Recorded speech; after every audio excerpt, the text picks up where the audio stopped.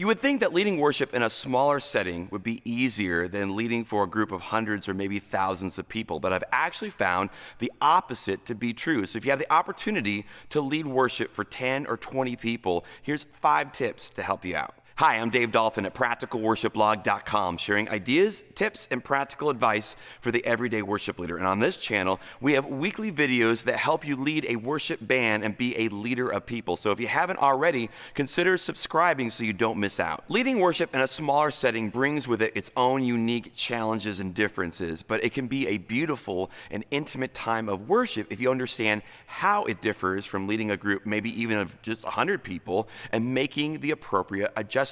I have a friend named Nathan who leads worship for a small church that meets in a coffee shop. So he's got a lot of advice on this kind of a thing. And I wanted to give him a few moments to share his knowledge and advice. So here's Nathan Drake.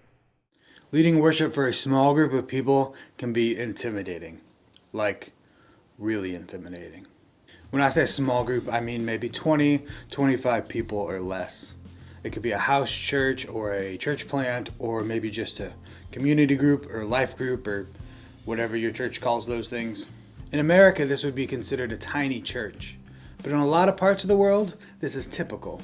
So whether you're a worship leader in a small church or a worship leader in a large church who maybe has to lead worship in a smaller setting, or even just someone who got recruited to lead worship at your community group, today I want to give you some tips and encouragement about leading worship in a smaller setting and how it differs from a larger church. You would think that leading in front of 100 people or 1,000 people would be more intimidating than in front of 10 people, but often it's quite the opposite. I think there's several reasons for this. One is that you can see every pair of eyes on you. When you're in a large group setting, the people can kind of meld into like this worshipy blob kind of thing. But when you're in a small group, you can see every individual person looking at you. But I think one of the biggest issues with leading worship in a small group is that many people are more hesitant to sing in a small group than in a large group. People who aren't confident singers can blend into a large group, but when they're in a group of just 10 or 20 people, they'll be afraid that people can hear them sing, and since they're not confident singing, they just won't sing at all. So there are some issues that are unique to leading worship in small groups. Now let's see how we can address those issues. The most important thing is that you need to be willing to change. Things seem to go the worst when a worship leader comes into a small group setting and then tries to lead worship exactly how they would in a large group. It just doesn't work. Now, I don't tend to do this a lot, but I know some worship leaders like to make their worship sets like this nice polished entity inside of the service. So we'll start with like a countdown, and then when the countdown's over, I'll play these 4 chords like 8 times while this guy reads the psalm, gets everybody pumped up for the first song, which is really fast. After the first song, keyboard player will transition with some nice minor chords and a nice pad, and we'll sing a contemplative song, sing that chorus like, 38 times or so. Then we'll have another transition, and I'll pray that the Holy Spirit is with us, and then we'll hope that the Holy Spirit is there because I don't like lying when I'm praying. And then we'll kind of pump everything back up. We'll play a brand new song, new transition. Drummer does a drum solo. Sure, they don't know the song yet, but there's like 200 people in the room, so surely somebody will know it. Then when you bring that worship service into a small group, you end up just having 20 people watching you perform a worship set that isn't for them. So let's talk about the specific things that may need to change. The first of which is the song keys. Now, I would always advocate that you choose keys that are good for your congregation to sing in. But I know sometimes when we're leading in a larger setting with a worship band and everything, we pick keys that are maybe good for musicians or good for our other singers or maybe even just good for our voice. And when you're in a larger setting, it tends to work out because there will be people in the group that can sing in that key. In a small group, the wrong key will be far more obvious.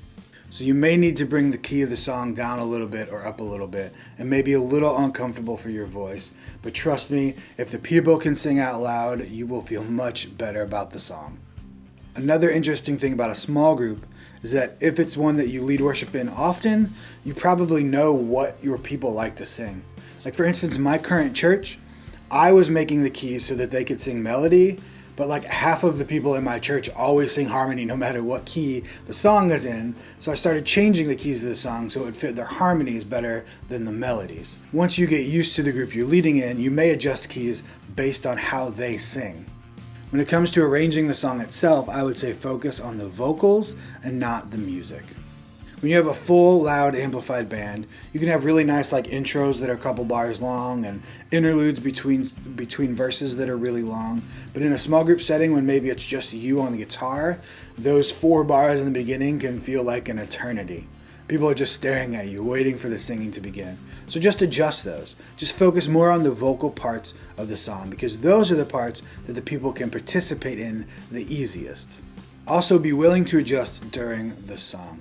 For instance, if you get to the bridge of a song and you're planning on playing it 4 or 6 times, and when you get to it, the people just stop singing because maybe they don't know that part of the song or the key's too high or something, then you don't have to play it all the times you planned.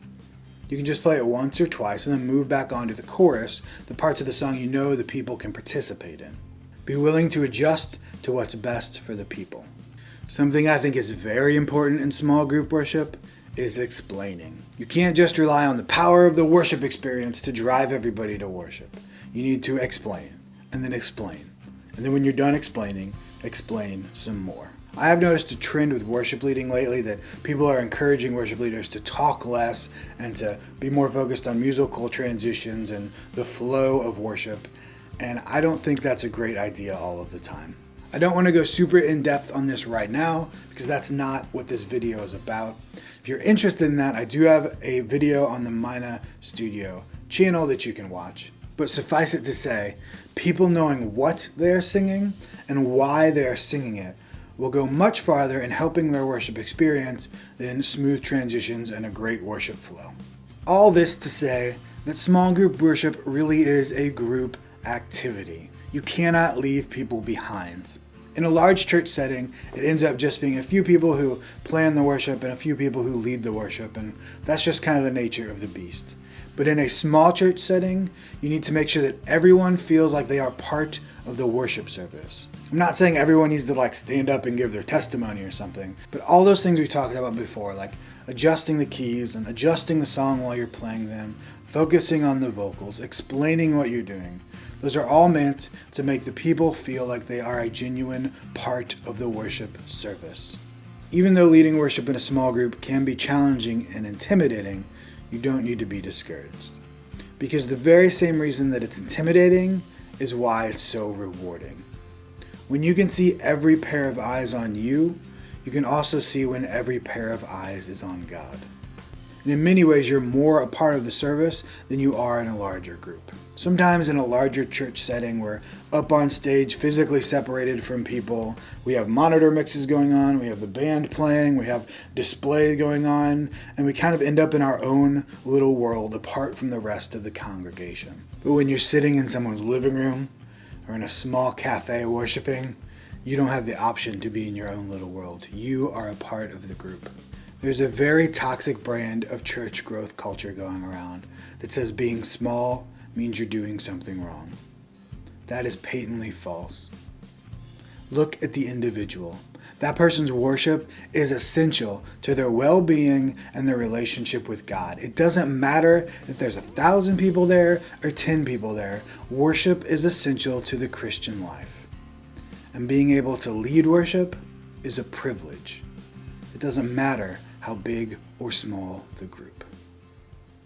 If you want to check out more videos from Nathan, he has a brand new YouTube channel called Mina Studio, and he does similar videos to what you'd find here on Practical Worship, but he really caters the content to those that are leading in small situations and small churches. He's also got a great YouTube channel where he does acoustic covers of hymns. I'm going to link all that up in the description below. Well, here at Practical Worship, we love sharing ideas and tips and practical advice for the everyday worship leader with videos just like this one. So if you haven't already, consider subscribing to the channel. I also want to offer a resource in the form of a small ebook called 20 Things I Wish I Knew 20 Years Ago. It's the advice that I've learned over the last 20 years of doing music ministry, and you can download it right now for free by going to practicalworshipblog.com.